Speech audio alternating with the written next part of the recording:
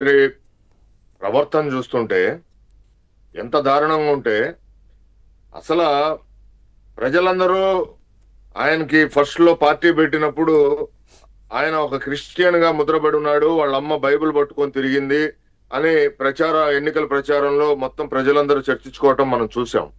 అయితే ఈ రోజున ఆయన ఏం చేశాడు? ఓడిపోయాడు. ఓడిపోతే అధికారంలోకి రాలేదు 14 to 19లో. రాకపోతే ఆయన మరలా ఏం చేశాడు? స్వామి స్వరూపానంద స్వామి వైజాగ్ శారదా పెట్టుడు పీఠాధిపతి స్వామి స్వరూపానంద స్వామీజీ వారిని ఆశ్రయించాడు.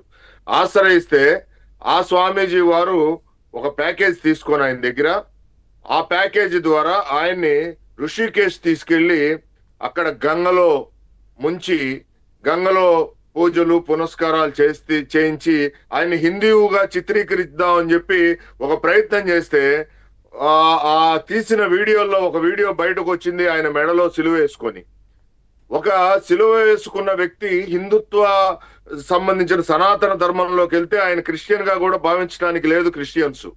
అట్లాంటి పరిస్థితుల్లో ఈ రోజున మరి ఆ రోజున ఆయన చేసిన పనిని సోషల్ మీడియాలో బాగా ప్రాచుర్యం జరిగింది.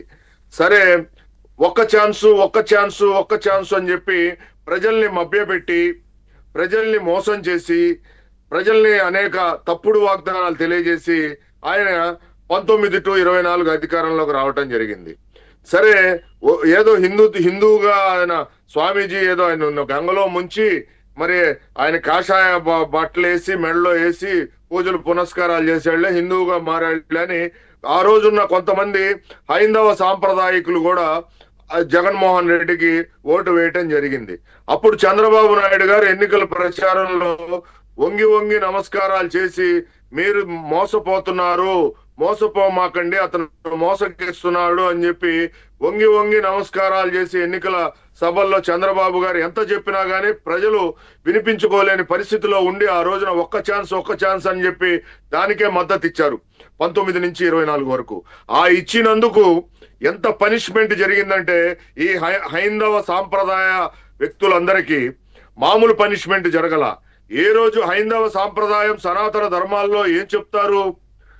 ఏ కార్యక్రమం చేయాలన్నా భార్యని పక్కన పెట్టుకొని చేస్తేనే ఆ కార్యక్రమం ఫలప్రదం అవుతుంది. అది హోమ కార్యక్రమం చేయండి, స్వామివారి పూజా కైంకర్యాలకు చేయండి, మరి ఏదైనా కానీ భార్య పక్కన ఉండి ఆధ్యాత్మిక కార్యక్రమాలు ఉంటేనే అది ఈ రాష్ట్రానికి దేశానికి మంచి జరుగుతుందనేది మన శాస్త్ర సమ్మతమైన విషయం. అయితే ఆయన ఏ రోజు చూసినా ఆంధ్రప్రదేశ్ లో అంటే రాజస్థానంలో ఆయన ఉన్నారు. రాజరికం ఇప్పుడు లేకపోయినప్పటికీ కూడా రాజస్థానంలో ఉన్నప్పుడు రాజు సక్రమంగా ఏదైతే అన్ని పాటిస్తారో రాజ్యం సుభిక్షంగా ఉంటుంది. ఆంధ్రప్రదేశ్ ఆ విధంగా ఉంటుంది. కానీ గత 5 సంవత్సరాలు కూడా పూర్తిగా ఒక 10-15 సంవత్సరాలు వెనక్కి వెళ్ళిపోయిన పరిస్థితి ఈ విధమైనటువంటి చర్యల వల్ల. అవును సార్. అయితే ఆయన రాజస్థానంలో ఉన్న రాజరికమైన పరిపాలన ఎక్కడా చేయలేదండి. అదే చెప్తున్నాను నేను. రాజరికమైన పరిపాలన ఎక్కడ చేయలేదు. నిజంగా రాజరిక పరిపాలన గనక చేసినట్లయితే భార్యని ఏ రోజైనా తీసుకొచ్చి మనం చూసాం. ఉగాది ఎన్నో 5 ఉగాదులు వచ్చినాయి మన 5 ఏళ్లలో. మరి 5 శ్రీరామనవములు వచ్చినాయి, 5 వినాయక చవితులు వచ్చినాయి, 5 దసరాలు వచ్చినాయి, ఇట్లా 5 సంక్రాంతులు వచ్చినాయి.